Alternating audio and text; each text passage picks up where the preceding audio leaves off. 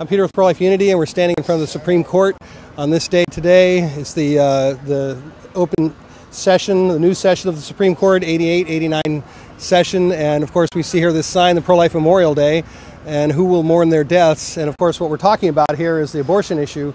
I just want to encourage each one of you men to reconsider who you are and where you're going, and what kind of a man you are, what kind of a father you are, what kind of a husband you are. Yeah, we need change. We do need change, but we need the kind of change that makes our women know that their babies are a blessing and not a burden. I'm with Gordon and Deborah, and who are the ministry coordinators for the Rachel's Vineyard in Fredericksburg, Virginia. And you came out here today for this Pro-Life Memorial Day. What do you think about this event and what's going on and why you're here in the first place? We're really thankful for this event, and we're really thankful to be here. And I think that it's so much because it puts, like, you realize what's going on. You realize the magnitude of what's going on, and you're getting the message out. And I was thinking here, being post-abortive myself, that you have a lot of healing from the Lord. I mean, the Lord does heal you, and He makes you know who you are again. But you never stop missing that child, because it's just like if you lose a child who you've had for 8 years, you're going to miss that child. You're going to think of the birthdays are not there, the weddings, the graduations. And today, as I was kneeling here and praying, I was just thinking about the fact that, I miss these children. I miss them now. I will always miss them, no matter how healed I am. I'm going to miss them. When we see people every day, well, not every day, but when we work, we see them who are so broken because of abortion, so devastated. It's time for us men to stand up and start making the decisions and be responsible for the decisions. Be a man, be a husband, be a father. Take that woman and say, this child's a blessing. This child's coming with us. And that's why I'm here. I can tell you, as a woman, you're looking for the man to say, I want this baby. You're waiting and you're listening to hear that. I want this baby. I want to take care of you. I want to take care of both of you. And when he says, well, it's your choice, we'll do whatever you want to, or he says, we are going to have an abortion, something really big is lost there. And you become fearful. You think about, can I do this all by myself? All the guilt is laid on you at that point, and it does something to trust. So you don't have trust in relationships anymore, and you don't trust men anymore. And it has taken years and years and years for me to develop the trust, and only through Gordon being the man he has been, had I been able to trust again. Something dies in a person when they have an abortion, and the Lord is the only one that can bring life back. And I think that as He touches your heart, He starts digging into places that actually starts bringing life back to you, so that you can have joy again, so that you can live this life and fulfill the purpose that He had for you. And you can go on and you can have joy in your life, to love your husband, to love your children, and to reach out to other people and say, the Lord loves you. He wants to heal you. He wants to bring you joy. You have value. He delights in you. You're the apple of His eye. You have to learn who you are again, because you've lost your identity. And the Lord will be faithful to tell you who you are, and we like to help people along that path.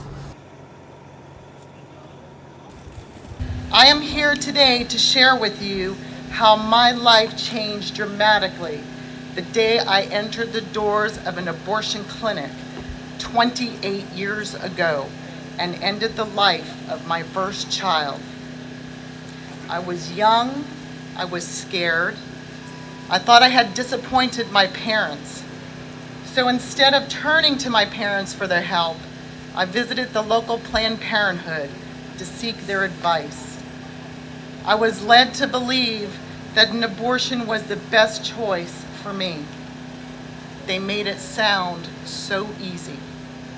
I put my trust in them, and I made that choice, not knowing or was ever told of the consequences I was about to face. The abortion procedure was extremely painful, and when it was over, I was placed in a room among other women. We laid in hospital-type chairs, and not one of us spoke to each other or even looked at each other. No office staff member came around to ask how we were doing, if we needed anything, or offered any comfort. The only time they came was to tell us when it was time to leave. As I lay there, an overwhelming feeling of sadness, loneliness, and shame came over me. 28 years ago, I ended the life of my first child through abortion. It's so devastating, the effects. God gives me strength to come out and to vocalize how devastating abortion really is. And the healing and the conversion of my life took a long time. And it's still an ongoing process, the healing. If you were to make, let's say, a single statement to a woman who might be out there watching this and thinking about having an abortion, what would you say? I would ask her to, especially if she was someone in their teenage years, to not be afraid to go to her parents. It's a scary time. I would also encourage someone to go speak maybe with someone who has had an abortion so that they know exactly what they're gonna, what's gonna happen. I am actually part of the Silent No More Awareness campaign, and you can, put that in, Silent No More Awareness, and that is a website that actually has a lot of testimonies of women and men who've experienced abortion. Those who are inflicted by the pain of abortion. You're with the American Life League and part of this Pro-Life Memorial Day here. What can you tell people about it and what's going on here in front of the Supreme Court? Well, today, October 6th, is the first day that Supreme Court is back in session. And we are out here on the steps of the Supreme Court speaking up for all of the preborn babies that have been murdered because of this decision in 1973 in Roe v. Wade. Over 49 million babies have been murdered as something that's called choice. And that choice that people speak of, like you say, I mean, we're talking about taking a person's life. Isn't that kind of unprecedented that there's something like this where people can actually create a law to kill innocent people? Right. The only difference is location. If the baby is outside of the womb, they're going to get prosecuted and charged with the murder. As long as the baby is inside a mother's womb, it's legal here in the United States. And on your T-shirt there, we see it says 49,640,776. That number is not fixed there. It's going up every day, isn't it? Well, absolutely. Every day abortions are happening, and every 26 seconds, I believe, an abortion happens. And we're talking about medical abortions and surgical abortions.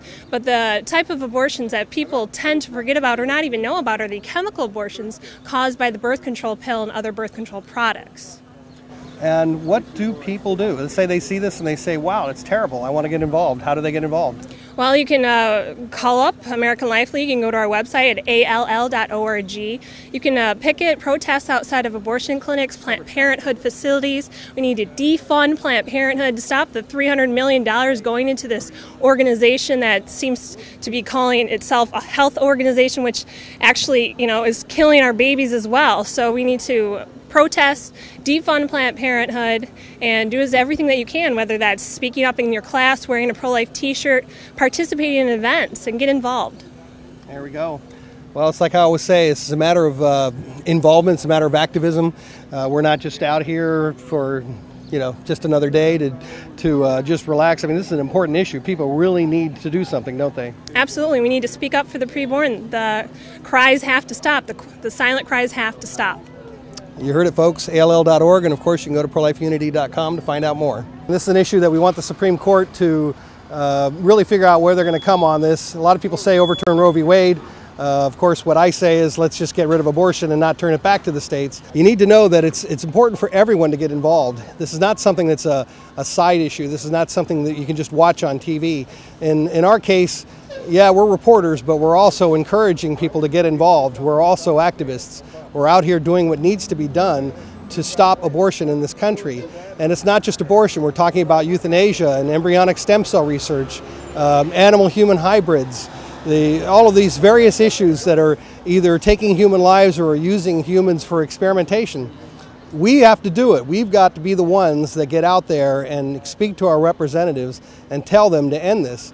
Now, there's a couple things you can do. Of course, you can go to ALL.org and you can find out information about this event there, the Pro-Life Memorial Day. And then, of course, you can go to Pro-Life Unity to see some of the things that we do. And one of those things is the monthly Call for Life, which we encourage people to communicate with your representatives every first Friday. Communicate with your representatives, tell them abortion is wrong, they need to end it, and they should do everything they can to oppose human killing research as well. So again, this is up to us. This is not an armchair thing. You know, armchair warriors don't get anything done. This is a situation where we have to get involved. We've got to do our part. This is not a lecture. This is more of a plead. We're begging you to get out and help us end this problem, this horror of abortion in America.